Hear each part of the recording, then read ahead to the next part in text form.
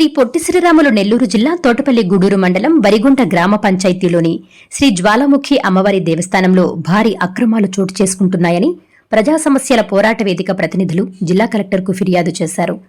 ఆలయ చైర్మన్ కోడూరు రాజేశ్వరి భక్తులు ఇచ్చే విరాళాలు, కానుకలను ఆలయ ఖాతాకు కాకుండా తన సొంత బ్యాంక్ అకౌంటుకు బదిలీ అయ్యేలా క్యూఆర్ కోడ్లు, స్కానర్లతో కూడిన ఫ్లెక్సీలను గుడిలో ఏర్పాటు చేసి బహిరంగంగా దోపిడీకి పాల్పడుతున్నారని పేర్కొన్నారు.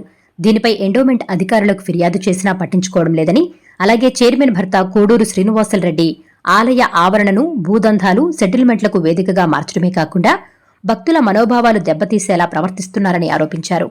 నెల క్రితం గుడి ప్రాంగణంలోనే 2 మహిళలపై దాడి కూడా జరిగిందని, కాబట్టి జిల్లా కలెక్టర్ స్పందించి సదరు చైర్మన్, ఆమె భర్తపై చట్టపరమైన చర్యలు తీసుకుని హుండీల ద్వారా కాజేసిన సొమ్మును రికవరీ చేసి ఆలయ ఖాతాకు జమ చెయ్యాలని ప్రజా సమస్యల పోరాట వేదిక కార్యదర్శి వేగూరు వెంగయ్య డిమాండ్ చేశారు. నా పేరు వేగూరు వెంకయ్య. నేను ప్రజా సమస్యల పోరాట వేదిక ఒక వేదిక నిర్మించి దానికి జిల్లా కార్యదర్శిగా ఉన్నాను. మేము చెప్పేది ఏంటంటే, వరిగుండ గ్రామంలో ఈ తోటపల్లిగూడు మండలం వరిగుండ గ్రామంలో ఉన్నటువంటి జ్వాలాముఖి అమ్మవారి దేవస్థానం ఉన్నది. ఇది చాలా ప్రసిద్ధిగాంచిన దేవాలయం.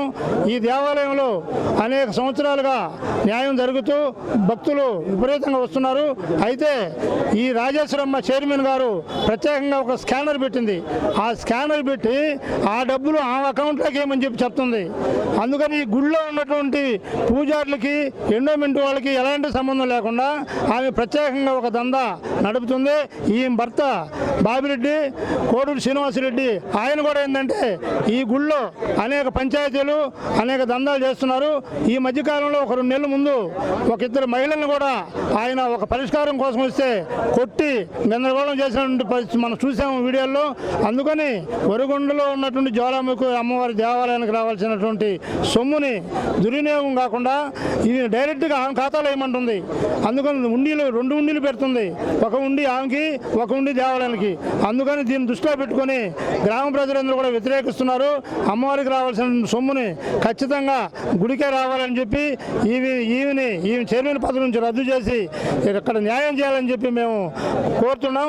అదేవిధంగా అనేక సమస్యలు ఆ గుళ్ళో ఉన్నాయి. ఆ గుళ్ళో రావాల్సిన సొమ్ముని ఈమె దౌర్జన్యంగా దోపిడీ చేస్తుంది. కాబట్టి ఈ సొమ్ముని రికవర్ చేసి ఆమె చైర్మన్ పదవి నుంచి కూడా తప్పి, అదేవిధంగా ఆయన భర్త, ఆమె ఇద్దరు కలిసి కూడా భూదందా చేస్తూ ఆ దేవాలయంలో నానా ఇబ్బందులు పెడుతున్నారు జనాల్ని. మామూలు ప్రజలు కూడా అక్కడ పోలేని పరిస్థితి ఉంది. కాబట్టి మీరందరూ కూడా దయచేసి ఈ జ్వాలాముఖి అమ్మవారి దేవాలయానికి రావాల్సిన సొమ్ముని గుడికే రావాలని చెప్పి, వీళ్ళ దోపిడీలోకి పోకుండా కాపాడాలని చెప్పి మేము మీ అందరి తరఫున కోరుకుంటూ మరొకసారి అమ్మవారికి న్యాయం చేయాలని చెప్పి కోరుకుంటున్నాం. Thank you. Please subscribe SS News AP.